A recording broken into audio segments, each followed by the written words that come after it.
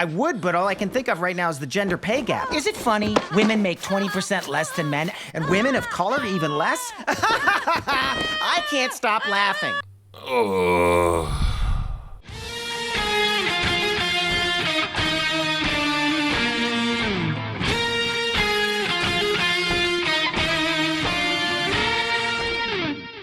Howdy y'all, I'm Adam, Renaissance Nerd, and welcome to my continuing coverage reviews, I don't know what to even call them anymore, of Velma, the atrocity, the abomination, the insult. And this week, with episode 6, it truly is an insult to the Scooby-Doo franchise. They do not like it, they don't like you, they don't like Hanna-Barbera. That is very clear in this episode. People in charge of this, they hate classic good family-friendly cartoons that Hanna-Barbera provided for decades upon decades. We're going to go over these real quick, and then we will get to the major insult.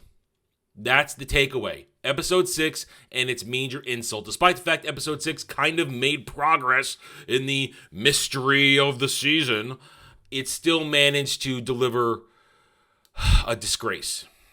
A disgrace. It literally took a dump on the idea of Scooby-Doo. Episode 5. What happens in episode 5? Really, it just kind of moves along. Episode 5 wasn't so much insulting or annoying. It just kind of a watered-down stupid of what we've already seen before. Premise of the episode. The town wants to put a curfew in effect for everybody, yet they announce it at a school. I don't know, kind of stupid. That means nobody could be out after 9 o'clock. Velma wanted to get out of going to band sleepaway in the school, but now in order to get Norval back on her side, because Norval, as we saw in previous leaks, is dating Gigi. They make out, and she's jealous. But she's not jealous because she's hot for him. She's jealous because she misses her doormat. Yes, most of this episode is devoted to Norval being a beta male. And next episode is Norval trying not to be a beta male, but still a beta male because he's a beta male at heart. And this show and its creators hate men in general. Once again, throughout all of this, the men, Fred, Norval, Norval's dad, Velma's dad, the sheriff, the mayor, Daphne's parents. Yes, we get Daphne's parents. Her dad. They're all bad, horrible people. Men are terrible. Men are terrible. And they only create daddy issues. Yes, daddy issues comes up. But I'm getting ahead of myself. Velma, in an effort to try and make sure she can put Norval back under her thumb because she needs her emotional punching bag, decides to have the band come have a sleepover at her house because her dad is going to pick up his girlfriend and their baby from the hospital while they do a photo shoot. I know. Just keep going. Keep going. Don't spend time on it. Meanwhile, Daphne has decided to go look for her parents on her own. Last week, she left the abandoned amusement park. She goes back on her own and gets pulled into the mine after ripping down the boards and discovers her parents both wearing Captain Caveman mascot uniforms because that was the mascot for this cave, Captain Caveman. I told you, they don't like Hanna-Barbera with this show. And they tell her if she investigates the Crystal Cove Gang, or whatever the hell it was called, she'll find out who they are, and they leave a thing for her at the end of the episode to get in a boat. And she learns that the Crystal Cove Gang was a bunch of criminals who basically were busted by her lesbian moms. That's Daphne's story. And at the end of the episode, she finds out her parents. She finds them, and they're a couple of Asian people. Yay.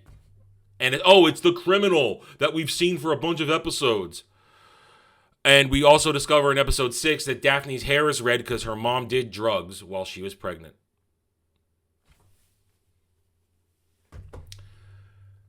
Sleepaway camp.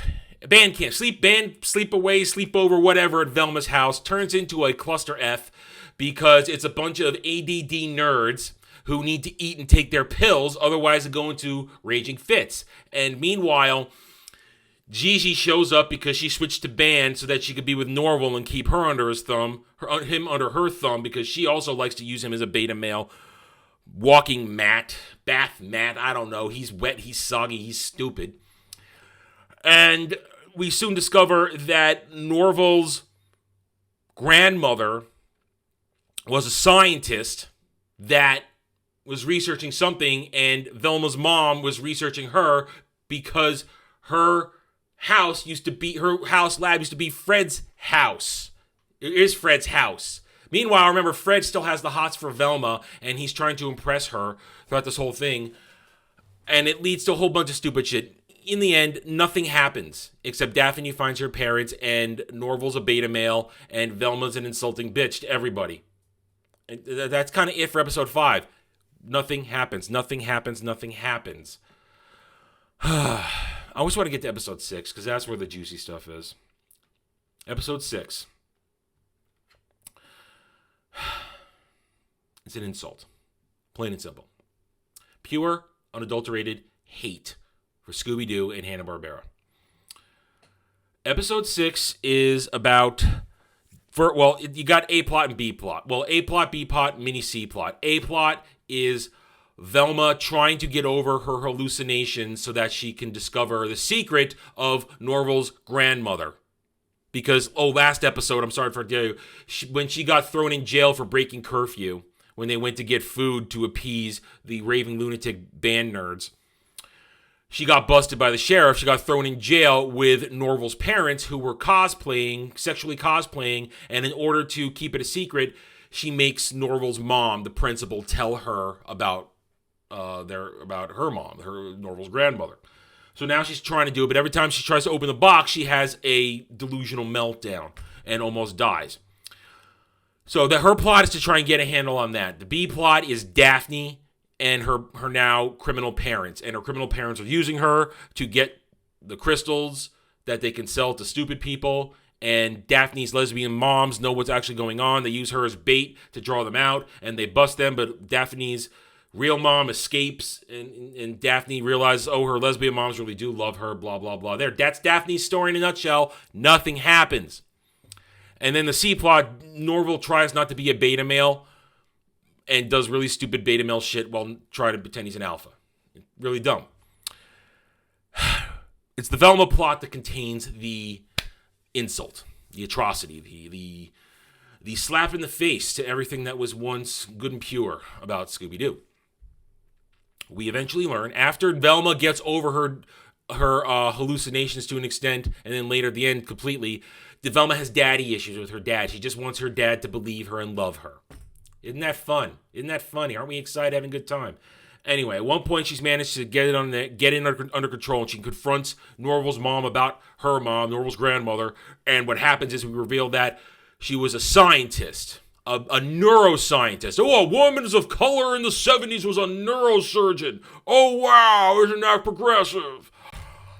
Basically, she developed a way to keep a brain alive once it was taken out of a human head, which led to the military getting her eyes on her, and not for anything actually interesting, but so that they could spy on meddling kids.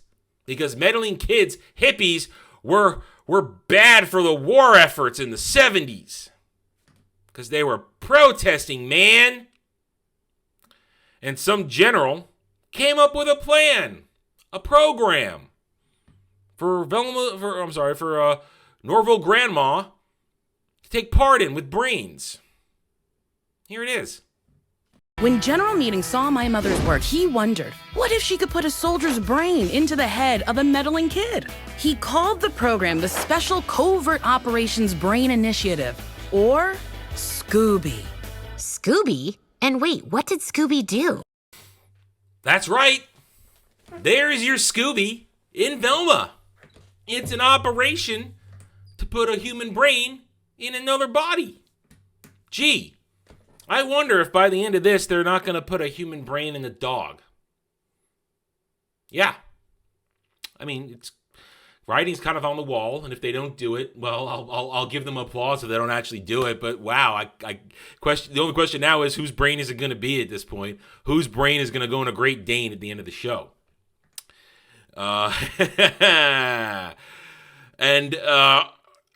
They kind of use this premise of brain transfer and Velma's mom researching it to try and link them that Velma's mom at the end of the show is involved with maybe taking brains out of hot girls for some reason now, with Norval Grandma's research being taking brains and putting in people. Oh, brains being transferred to bodies. Oh, we're actually on the serial killer plot of the season.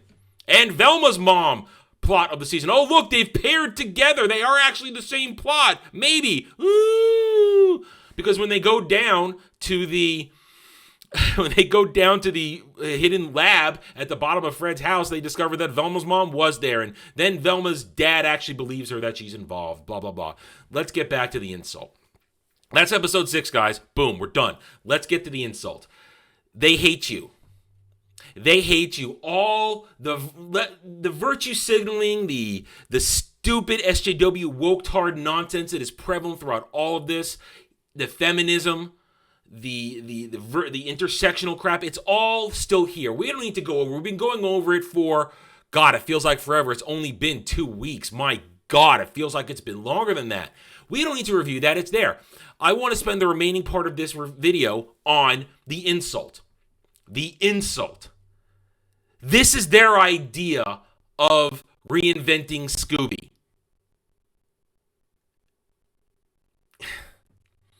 In the original Scooby-Doo, there was a period of time for the show where Scooby didn't know he was a dog. Dog? Where? You kids, you mentally dog. Dog, where? That was one of the original jokes. They moved beyond that eventually, and Scooby understood he was a dog, but a talking dog. He didn't get it. This is where they're going to go with that. They're going to likely put a human brain in a dog, and it's going to be a talking dog.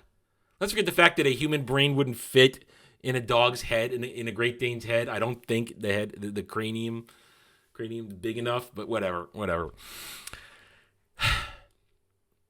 There is no love in this. Mindy Kaling is running around saying, "Oh, we do love this. We're very big fans of Scooby, and this is our love letter." Blah blah. No, you hate it. You hate Hanna-Barbera. You hate everything wholesome about it. You wouldn't fill this shit with agenda. You wouldn't pervert the idea of just a talking dog to a government experiment, putting human brains in creatures, people. You wouldn't do that if you actually liked Scooby, if you actually wanted to tell the origin story of Mystery Inc. You wouldn't do this if you liked it. You don't like it. You hate it. You hate the idea that it's wholesome. That's at the source of everything about this show. They want to pervert everything that was wholesome about Scooby-Doo and Hanna-Barbera. I told you, they spent time mocking Hanna-Barbera cartoons in this. I mentioned already the Captain Caveman outfits around criminals. At one point, again, they mock the Flintstones, and I'm not a huge fan of the Flintstones. They were never really my favorite, but they mock them. The Flintstones have a place in cartoon history. They mock the Flintstones. They mock the Jetsons. They continue to mock Scooby-Doo. Velma and her dad fish up the fisherman ghost guy from the water, and that's it. Then you see his helmet in a cooler. In Shaggy's room, you can see a poster of an original Scooby-Doo villain. During the whole Scooby description, the big problem the general has is that meddling kids pull masks off their spies that try to infiltrate the hippie movement. They make a mockery of what was wholesome and replace it with all the repugnant, vile, woke crap. All the virtue signaling, intersectional, disgusting shit, the perversions. Sexual too, the sexual perversions that these people find funny and probably participate in to some extent. They fill this show with it because they want to subvert it. They want to destroy your happiness that you have, the cherished memories that you hold on to if you were an original Scooby-Doo fan. If you're not, you're just ignoring this and maybe mocking Velma for its own self-destruction. But if you're somebody that grew up watching this stuff like I have, like many others have, you are pissed off. Because you have cherished memories and you realize this is nothing but an attempt to destroy your cherished memories. Because these people want to replace everything with their versions. That's the modern woke movement when it comes to entertainment. Go back, reboot, and replace. That's it. When they were hoping, when you thought Scooby-Doo from this day forward in 2023, you would automatically go to Velma. And Velma in all its crass, disgusting, unfunny humor. They thought that would be the new thing. Well, no, guess what? It's not. I reject you. You, the regular fans, reject Mindy Kaling and everything that she stands for. I don't know how many episodes are left in this, and I don't care because I am going to finish it out. I'm going to run the course, but this episode 6 is the other side. The whole thing, there's 2 reasons this show exists. 1, to make Velma and Daphne gay, and to destroy the legacy of Scooby-Doo and Scooby himself. One of the 3 original mascots of Hanna-Barbera. I think we're done here. I have nothing more to say on this. I hope you enjoyed the review. If you did, hit that like button, subscribe to the channel, and I'll see you next week with more of this disgusting garbage. Take it easy, everybody. Thanks for watching, everybody. If you'd like to reach out to me, please email me at theranernerd@gmail.com for all channel business purposes. I am on Twitter now, mostly for promotion and sharing of videos, maybe a little shit stirring here and there, who knows, @theranernerd. You can also find me at the Geeks and Gamers forums under @ROAS, and you can see me on Rumble and Odyssey under the Renaissance Nerd. Thanks again for watching. Take it easy.